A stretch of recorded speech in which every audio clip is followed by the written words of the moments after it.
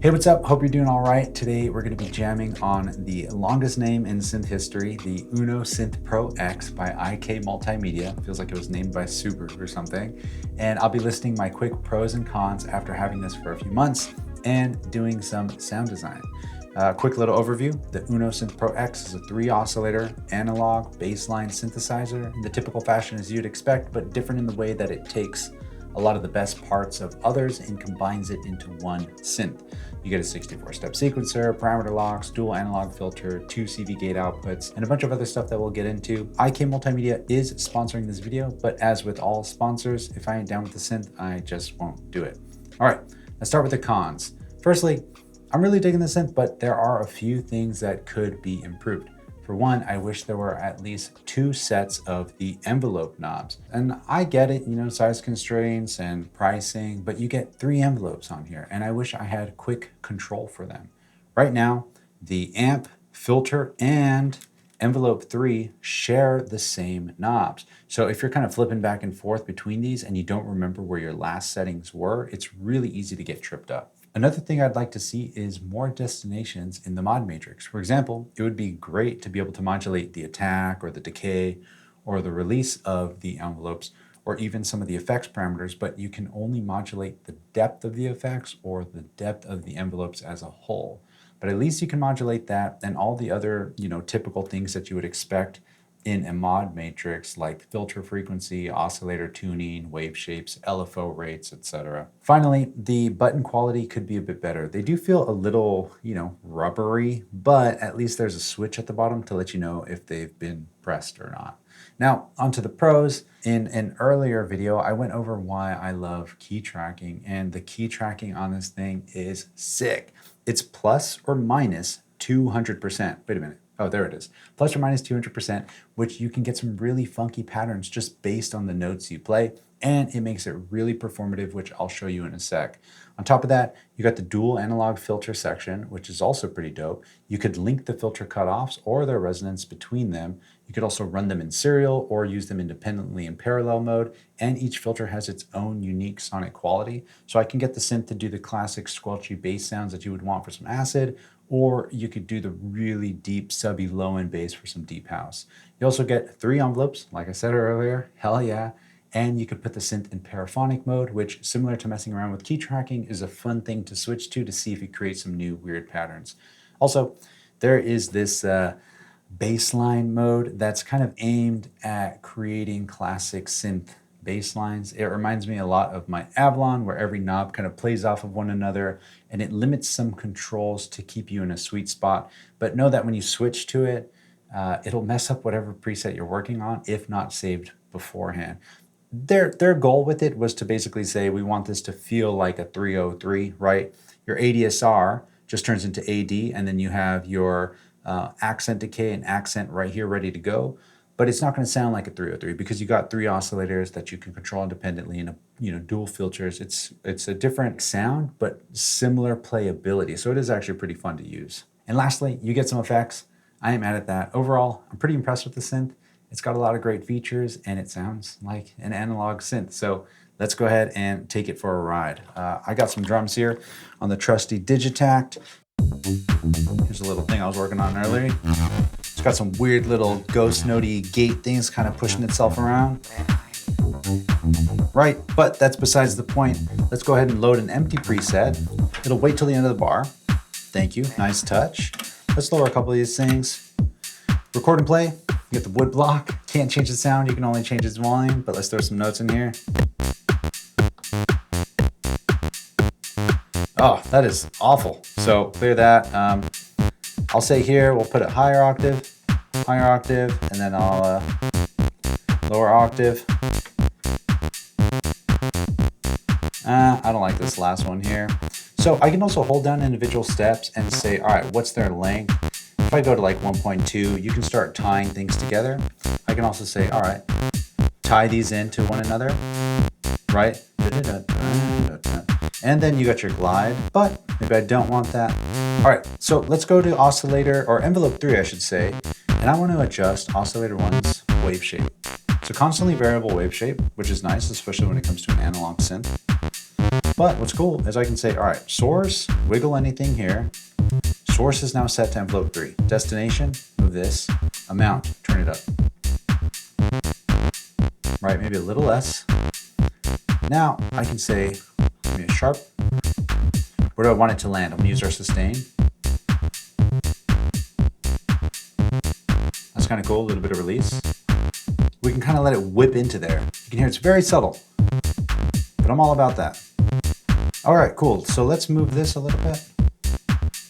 Yeah, that gives it a little sizzle on top, right? So now let me show you the filter tracking. If I take filter 2, lower it down, turn our resonance up a little bit, really low, hold down shift, move this. Now, this means higher notes, of course, are going to be getting our filter frequency to move up, and lower notes are going to be pushing it down. It's kind of a teeter-totter in the middle of the keyboard, right? It pushes values up or down, positive or negative, depending on which way you go. And one of my favorite things to do here is I can say, all right, put filter 1 in high pass mode. So I kind of have this weird performative touch. So if this is all the way up, turn our resonance up. Maybe change our wave shape a little more. Right? I can even link these together. So saying when I move cutoff 1, move cutoff 2 for me at the same time. And put cutoff 2 in a 4-pole mode instead of just the 2-pole. Or get really weird with this and say, all right, cutoff 2 has some weird key tracking. Chill there, up hat. Now, let's say key tracking for filter 1 goes up as well. So the higher notes, again, get more high pass and the lower notes kind of stay lower. There, you can hear there's a lot of movement right there.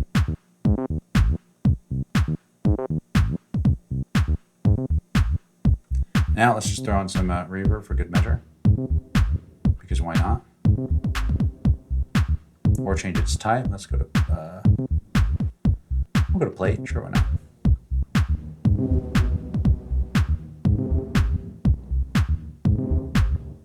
A little less. Envelope amount, we'll go to filter. Let's go to amp, open up the release.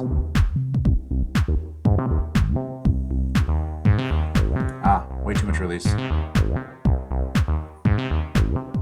And if I really wanted, I can say on this step here, let's do a length of 2. And then also, oh, I need to make sure I have record on. Set a little parameter lock. But you can hear that it pops off here. So if I hold these 2 steps down, I'm gonna add the cutoff here again, but I can only add it to each one individually. I can't do them at the same time. I got a little ahead of myself there. That's actually kind of cool. But is there a note on here? No, there isn't. It's just a new filter value. But I can place a note in, but there isn't one. So that's kind of another weird trick that you could do on some other sequencers. But this one, I guess it just doesn't tell you any difference other than like there's something on this step. And if you hold down a step, you can go and look at all its different values here, right? You can do the typical things, of course, saying last step, maybe 8 or 6, right? If you want to do some weirder patterns, we can say, that's cool, 6, and then I'll put another.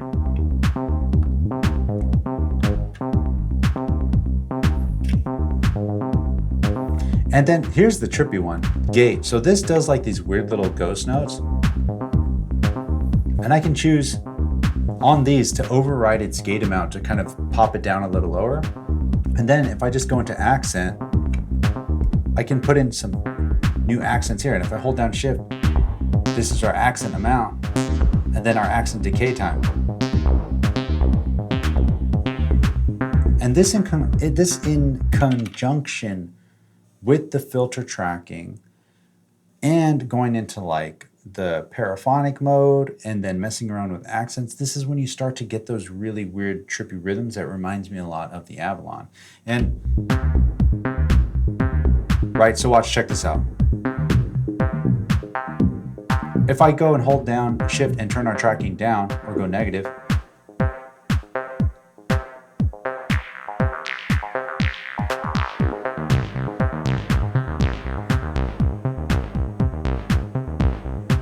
Right, here's a new pattern. Here's another pattern. And then say you go into paraphonic mode.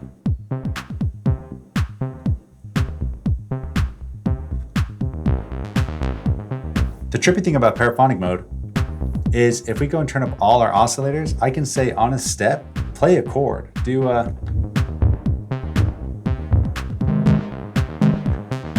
or let's try a, and then I can say, all right, on this step, be really high pass,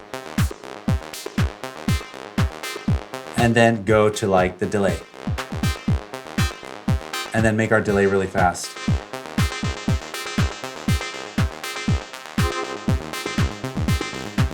Turn our key tracking down.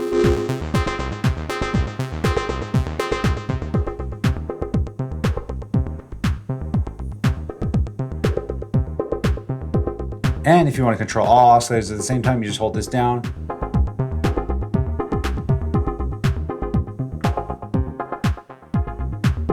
Okay, cool. This is all fun, fine, right? It's all fun and games.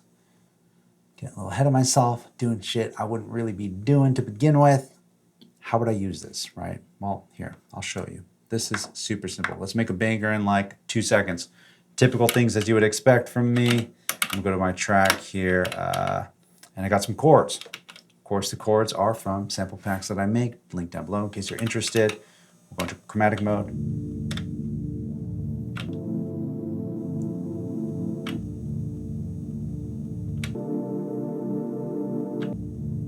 Yeah, that's cool, right? So we'll say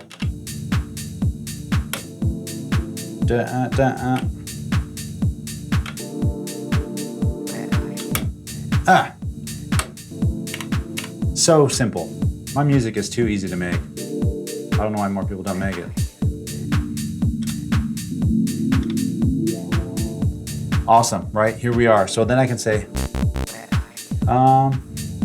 play it. So then let's just say,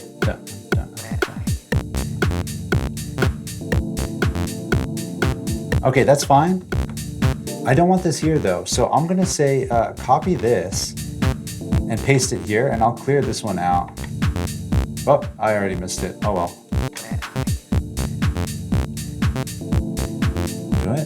I kind of like the way that sounded too. And then here I'm gonna say length, we'll tie it in. Tie that into this.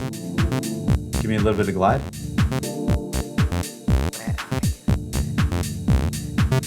Pulse width. Give me that subby low end. Now we'll go to modulation.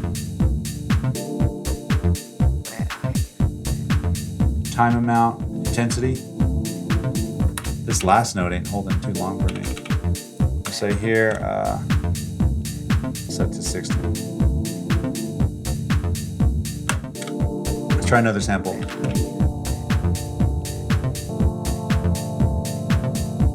How about this one? That's fine. Nah, the other one was better, right? Yeah, that's the one.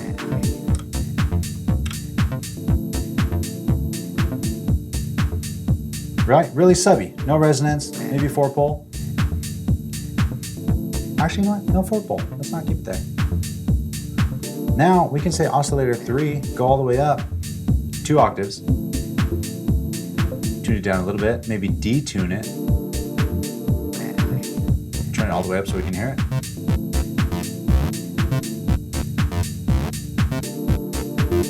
So say I want it to be 2 octaves up, but then I can't fine tune it. Once you're here, let's say we do 12 semitones. Now we can kind of get it off to do a little bit of more chorusy thing just using the data wheel.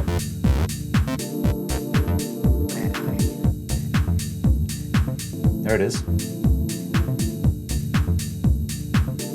All right, let's try some weirder stuff. Let's say,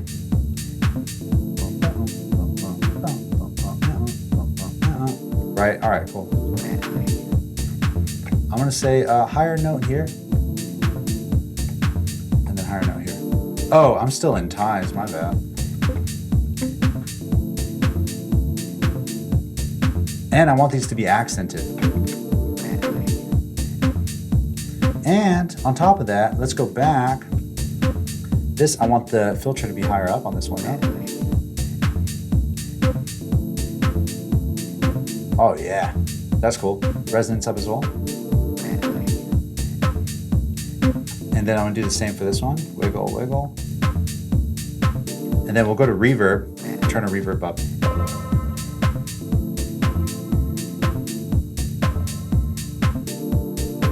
Just a little bit, right there, 29. Yes. Like, this is so tight.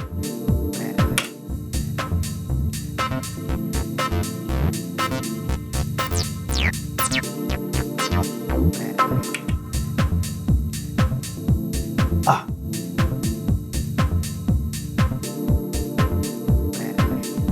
Now let's do something weird. Let's try 12 steps. Oh, fell off. There it is. Let's get weird with 10. Oh, messed up.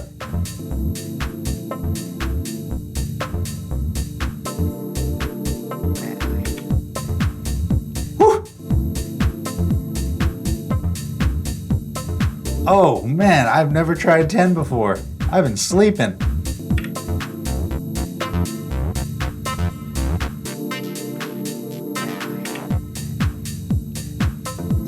Again, another fun thing, you could try parallel mode. This separates them to get completely. Without this, when it's off, they're in serial, which means they're back to back, right? One filter is going into the other. The high pass is going into the low pass. In parallel, you have two separate filters. They're just running side by side.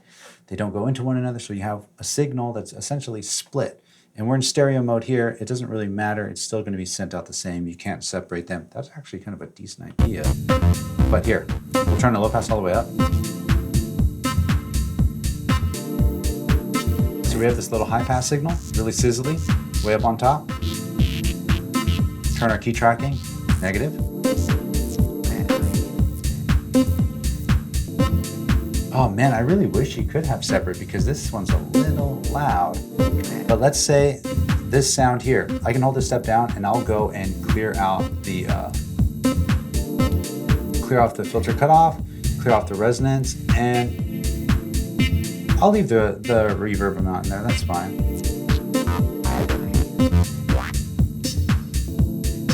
All right, so now let's mess around with this key tracking.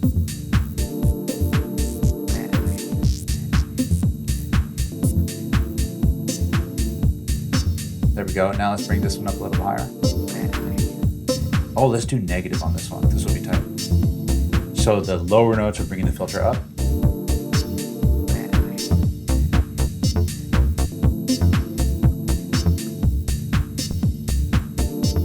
Link them up.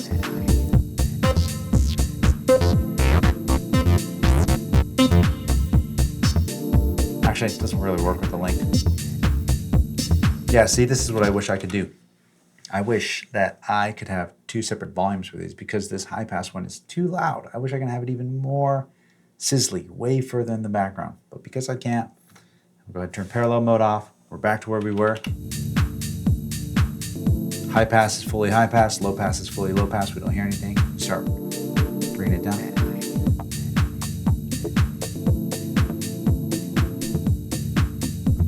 Say this one, give me a little more high pass in there.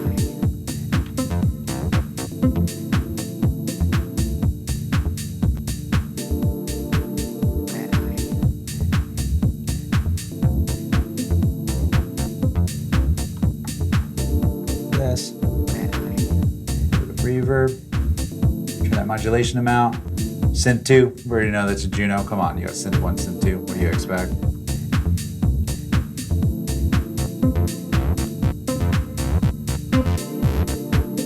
Link them up. Beautiful. Anyway, yo, appreciate you so much, my friend. And until next week, I hope to see you again. Till then, you already know the drill. Share the love, share the knowledge. Knowledge is power.